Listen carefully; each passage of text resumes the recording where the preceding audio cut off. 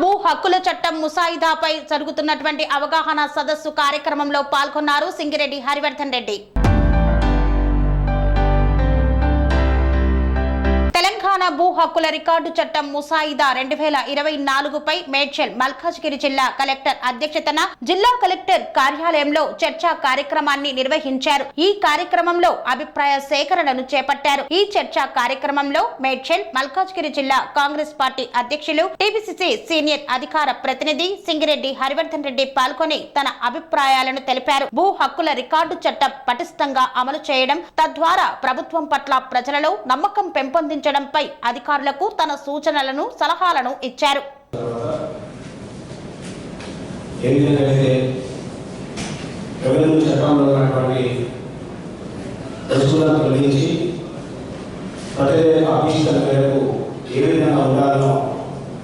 అధికారులను ప్రజలను అన్ని పార్టీల నాయకులను సమన్వయం చేస్తూ చట్టం చేయాలని నిర్ణయం తీసుకున్నటువంటి కాంగ్రెస్ పార్టీ మన ముఖ్యమంత్రి రేవంత్ రెడ్డి గారికి, మంత్రివర్గానికి అందరికీ కూడా ధన్యవాదాలు తెలియజేస్తూ, ఈనాడు మన మేడ్చల్ జిల్లాలో అంటే ఉమ్మడి రంగారెడ్డి జిల్లాలో ఉన్నటువంటి చుట్టుముట్టు ప్రాంతాల్లో కూడా కలెక్టర్ గారికి, అధికారులందరూ కూడా ఒక విన్నపం ఏంటంటే, సార్ ముఖ్యంగా మా దగ్గర 1980-81లోనే చాలా భూములు కూడా పట్టణానికి దగ్గరలో ఉన్నాయి కాబట్టి రైల్వే స్టేషన్ ఉన్న చోట, బస్ డిపో ఉన్న చోట ఆనాటి భూములు పురాపత్రులకు, ఈనాడు ఎస్ఎంటీ ఆనాడు కూడా పురాపత్రులకు రానటువంటి భూములు అనేటివి కూడా ప్లాట్గా చేసి ఉద్యోగాలు చేసేటువంటి చిన్న చిన్న ఉద్యోగస్తులు ప్లాట్లు తీసుకోవడం జరిగింది. కానీ తర్వాత వాళ్ళ ఉద్యోగాల పేరుతో ఎవరో ట్రాన్స్ఫర్ అయిపోయిన తర్వాత వాళ్ళ ప్లాట్లు అక్కడే ఉండే, కానీ అక్కడ ఉన్నటువంటి నాయకులు, కొంతమంది అధికారులు కలిసి మళ్ళీ వాటిని రాళ్ళు వేసి మళ్ళీ వాటిని పార్టీలను ఎదిగించి వాటిని వ్యవసాయ భూములుగా మళ్ళీ గుర్తించి కొన్ని లక్షల మంది డిపెండ్ అయినటువంటి వాళ్ళందరూ కూడా ఈరోజు అన్యాయం జరుగుతూ ఉంది.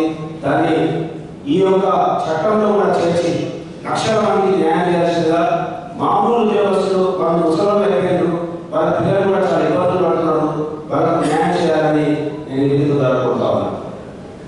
అదేవిధంగా మనము ఒక సర్వే నెంబర్లో 50 ఎకరాల భూమి ఉంటుంది.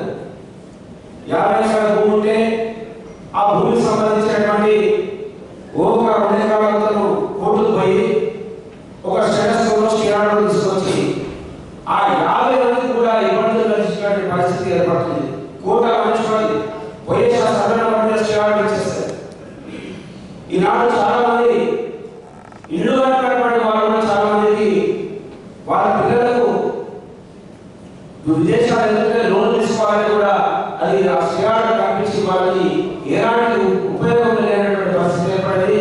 దీన్ని కూడా మీరు ఎందుకంటే మనం పట్టణానికి వెళ్తాం, ఇప్పుడు కరీంనగర్, వరంగల్ పట్టణానికి దూరం ఉన్నటువంటి వ్యవసాయ భూములు వేరే, వ్యవసాయేతర భూములు వేరే.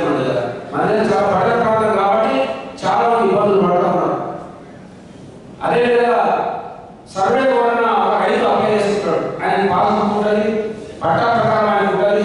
ఆయన పాస్బుక్ కావాలంటే నువ్వు పొజిషన్లో ఉండాలని చెప్తారు. రికార్డు ప్రకారం అందరూ ఉంటారు, కానీ అతను పాస్బుక్ అప్లై చేసుకుంటే ఎవరో అన్యాయం చేసి అక్కడ కబ్జా ఉంది. సర్వే అప్లై చేసుకుంటే మన సర్వే చెప్తాడంటే, నువ్వు అక్కడ ఉంటే చెప్పు, నేను వచ్చి సర్వే చేస్తాను. లేకపోతే నేను సర్వే నెంబర్ మ్యాప్ మొత్తమే సర్వే చేసిస్తే తప్ప నీకు డిమార్కేషన్ చేసి ఇచ్చే పరిస్థితి లేదని చెప్తారు. ఇది చాలా ఇబ్బందులు విధాలు వస్తున్నాయి. దీన్ని నిజంగా కూడా చాలా మంది ఇబ్బంది పడుతున్నారు. ఎందుకంటే ఎవరో చాలా 2 ఎకరాలు ఉన్నాయి, 4 ఎకరాలు కబ్జా ఉన్నవాడు ఉండి నిజమైనటువంటి పట్టాదారు ఎవరైతే ఉంటారో ఆ పట్టాదారులకు పాస్బుక్ చేయకుండా, ఆయన జాగ్రత్తగా మనం ఇప్పించకుండా, మరి మనం ఎక్కడో పోతే కోర్టు పోయి తిరిగే వాళ్ళ తరతరాలు చనిపోతా ఉన్నారు. మరి వాళ్ళ 3 తరాలు చనిపోయిన వాళ్ళు న్యాయం చెప్పలేదు, వాళ్ళు రావట్లేదు. దీన్ని ఒక చట్టంలో చేర్చైనా సరే మీరు నిజమైనటువంటి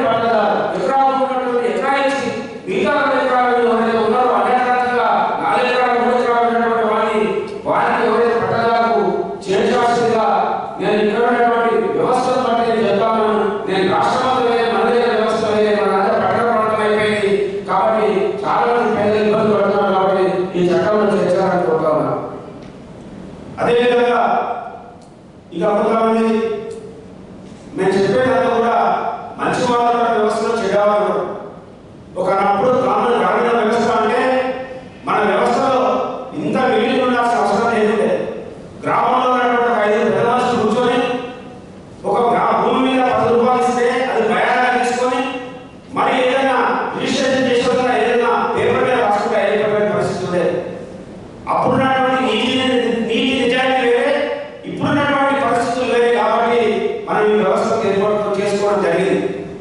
ఈనాడు గవర్నమెంట్ ల్యాండ్ కాకుండా కొంతమంది అధికారులు పట్టణంలో కూడా గవర్నమెంట్ ల్యాండ్ రాసేస్తే వాళ్ళు ఎవరు చెప్పుకోవాల్సిన పరిస్థితుల నానా ఇబ్బందులు పడుతున్నారు. నిజంగా కూడా అలాంటి వాళ్ళకి ఇమీడియట్ గా తొందరగా తీసుకురావాలని అప్లికేషన్ వస్తే నిజంగానే వాళ్ళ అవునా కావాలని చూసుకోవాలి. ఎందుకంటే అధికారులు ఎదుర్కొంటున్నాడే అది గవర్నమెంట్ ల్యాండ్ రాసిన తర్వాత పట్టభూములను రాష్ట్రానికి ఇబ్బంది వస్తుందేమో, ఏదో టైంపాస్ చేసి పోదో నడిపించేసిన నేను 2 years చేసుకున్నాను ట్రాన్స్ఫర్ అయిపోతా ఈ ఏడాది నాకేది కానీ తప్పించుకునేటువంటి పరిస్థితి ఉంది. అలా కాకుండా నిజంగానే ప్రభుత్వ భూమి కాకుండా పట్టభూమి అయితే మనకు రికార్డు చూసుకుంటే తెలుస్తుంది. కాస్త నుంచి మొదలుపెడితే తర్వాత పాదిగా చూసుకుంటే మనకు తెలుస్తుంది. కానీ నాడు మనం ఏం చేస్తామంటే మనకే నేను ఉద్దేశం ఈ విధంగా చాలా మంది రైతులు పేదవాడి కోరిక చాలా మంది ఇబ్బందులు పడుతున్నారు. మన దగ్గర చాలా మంది వస్తారు కాబట్టి ఈ సమస్యలు కూడా ఇమీడియట్ గా పరిష్కారం చేయలేకపోతున్నారు.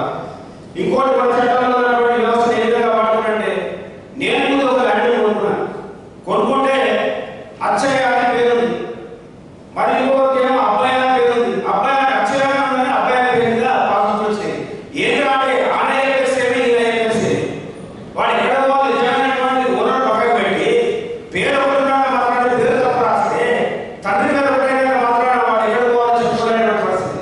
మనం ఏమంటాం ఏదంటే కొడుకు ఆర్డర్ తెచ్చుకోండి కోర్టు తిరిగా అప్పుడు వాడు సెరెనిటీ మోడల్ హై స్కూల్ విద్యార్థులకు అమ్మఒడి, సామాన్యులకు అందుబాటులో ఉన్న బడి సెరెనిటీ.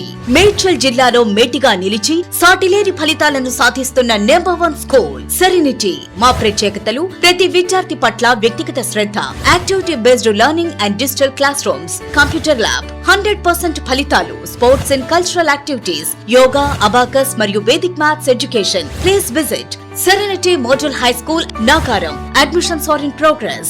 Call 040-271-46899 and 040-271-48699.